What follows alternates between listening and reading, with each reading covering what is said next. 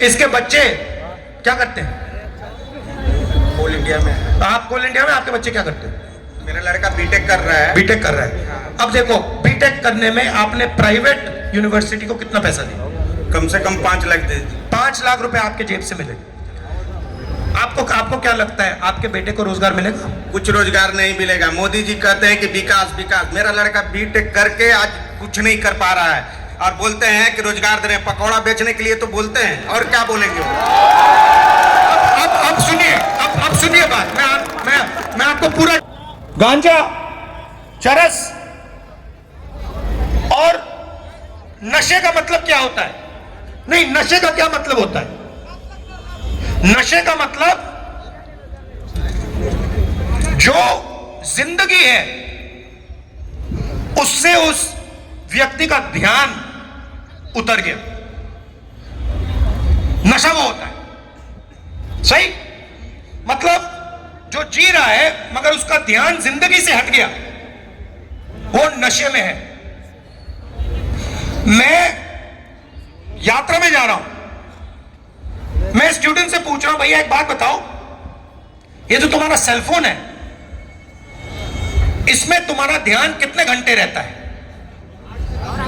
8 से 10 घंटे। हिंदुस्तान के युवा सेलफोन दिखाओ।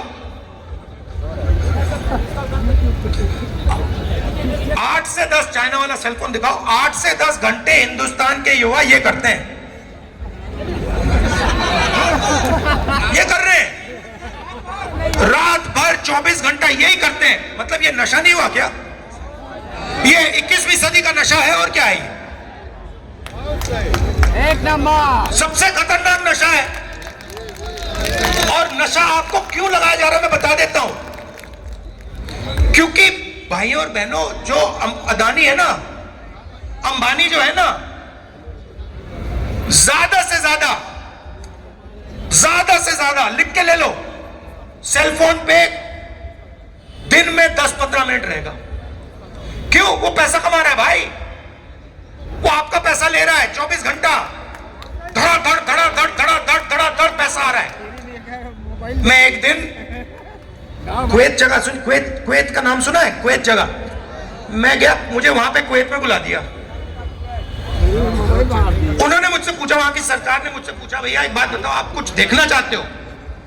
मैंने कहा हाँ मैं देखना चाहता हूं। कहते क्या देखना चाहते हो? मैंने कहा जो तेल निकलता है ना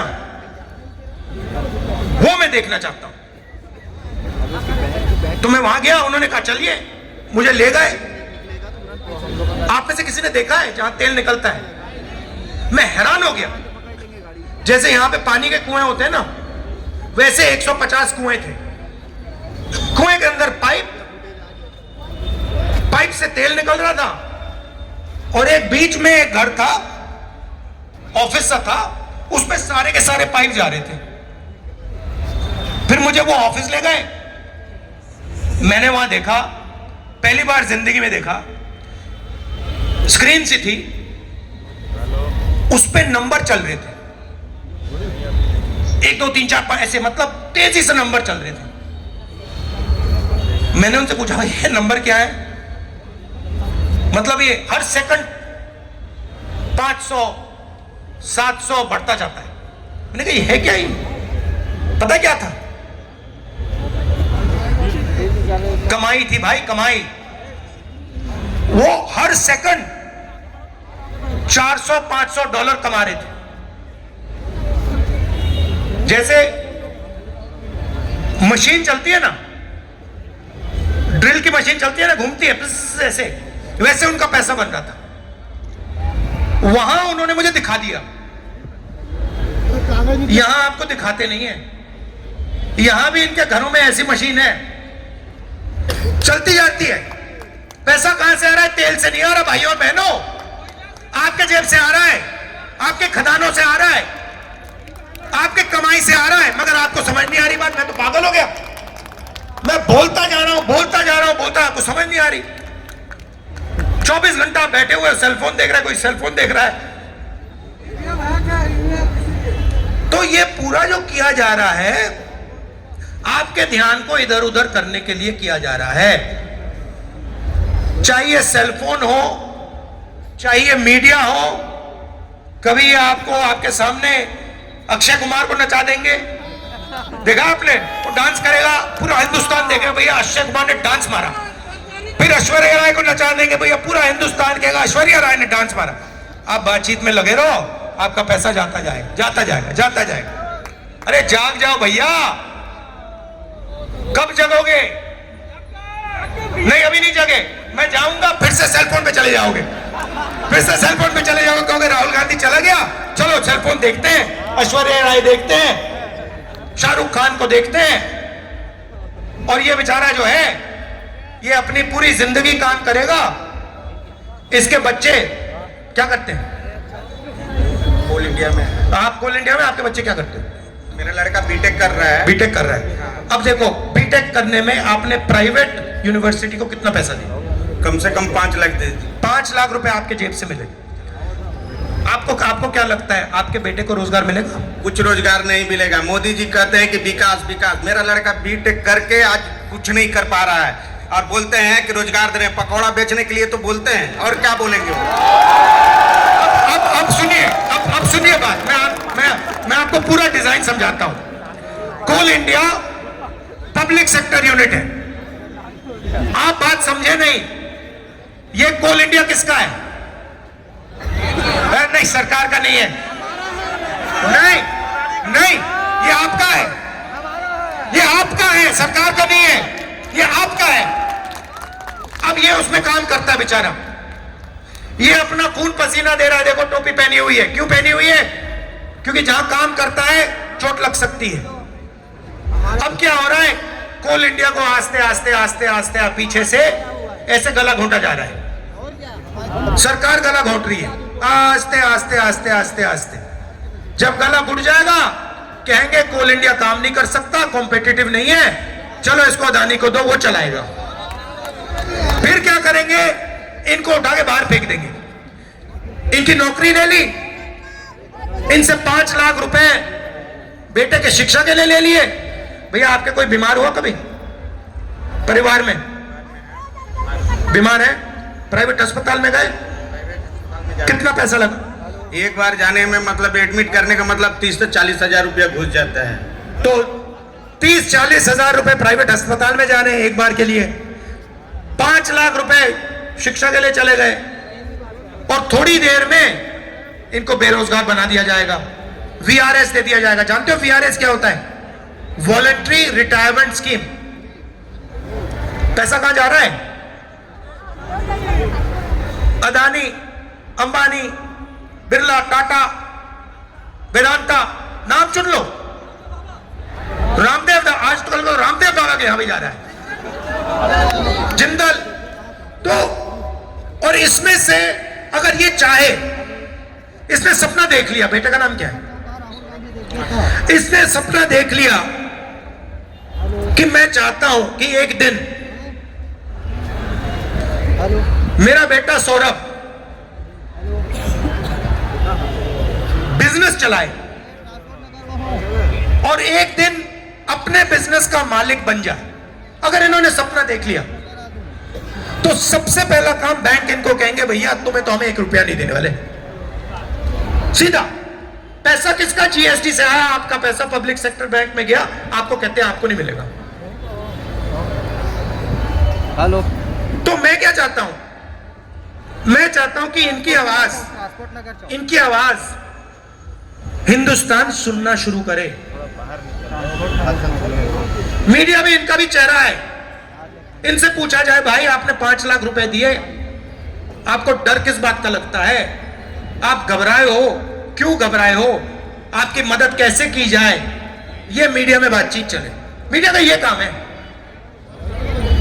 तो ये मैं आपसे कहना था। बस एक बात मैं आपके साथ छोड़ना चाहता हूं, आपके साथ सबके साथ। आप बाकी सवालों में मत पड़ो, जो आपको करना है करो। सेलफोन देखना है, सेलफोन देखो, करो, मगर एक सवाल, सुबह एक बार, लंच टाइम एक बार, और सोने से पहले एक बार एक सवाल पूछो बस, कि हिंदुस्तान का जो धन है, आज इस धन में से मुझे कितना मिला, बस ये सवाल पूछना, बस यही सवाल है, और कोई सवाल ही नहीं है। आपको मस्जिद जाना है मस्जिद जाओ, मंदिर जाना है मंदिर जाओ, गुरुद्वारा जाना है गुरुद्वारा जाओ, आपको सेलफोन देखना है सेलफोन देखो, ये आपका काम है। मगर मेरे साइड से सुबह जब आप उठोगे, आप एक सवाल पूछो, यार मैं उठा हूं, मैं भारत माता का बेटा हूं, भारत माता की मैं बेटी हूं, इस भारत माता ने जो इसका पूरा का पूरा धन है, इसमें से आज मुझे कितना दिया, बस ये सवाल पूछो। ठीक है, ये सवाल पूछो आप। इस सवाल से जिस दिन आपने ये सवाल पूछना शुरू कर दिया, अगर 10 लाख लोगों ने यह सवाल पूछ दिया, यह पूरा देश हिल जाएगा ऐसे, क्योंकि आपको बात समझ नहीं आ रही। मुझे अच्छा नहीं लग रहा मैं कह रहा हूं, मगर आपको बात समझ नहीं आ रही। आपका जेब काटा जा रहा है, आपसे चोरी की जा रही है, आपके ध्यान को भटकाया जा रहा है 24 घंटा। अच्छा, आखिरी बात, मैंने पिछड़ों की बात की, दलितों की बात की, आदिवासियों की बात की। आपको मालूम है कि नरेंद्र मोदी पिछड़े पैदा नहीं हुए, सबको मालूम है। आपको मालूम है कि गुजरात सरकार ने साल 2000 में मोदी जी को जात को जनरल कास्ट से ओबीसी कास्ट में डाला है। नरेंद्र मोदी जी ओबीसी हैं क्योंकि उनकी जात को साल 2000 में गुजरात सरकार ने, मतलब स्वयं नरेंद्र मोदी ने,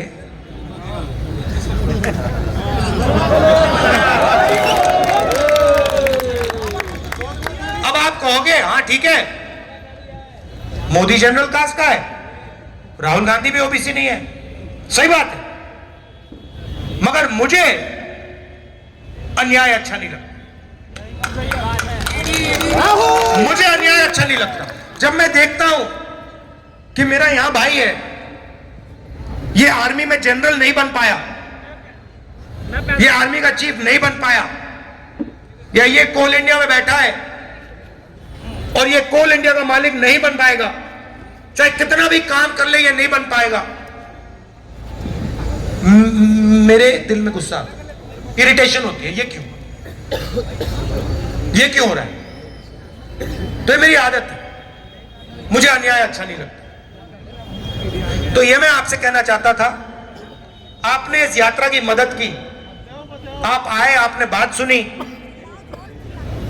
इतना प्यार दिया, नफरत के बाजार में मोहब्बत की दुकान खोली, इसके लिए दिल से आपका धन्यवाद। अच्छा, आप कुछ कहना चाहते हैं सेना के बारे में?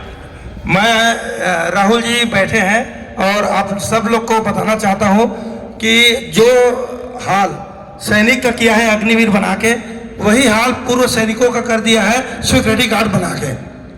आज बीजेपी का नेता बोलते हैं कि मेरे ऑफिस में सिक्योरिटी गार्ड लगो, उसको शर्म नहीं आता?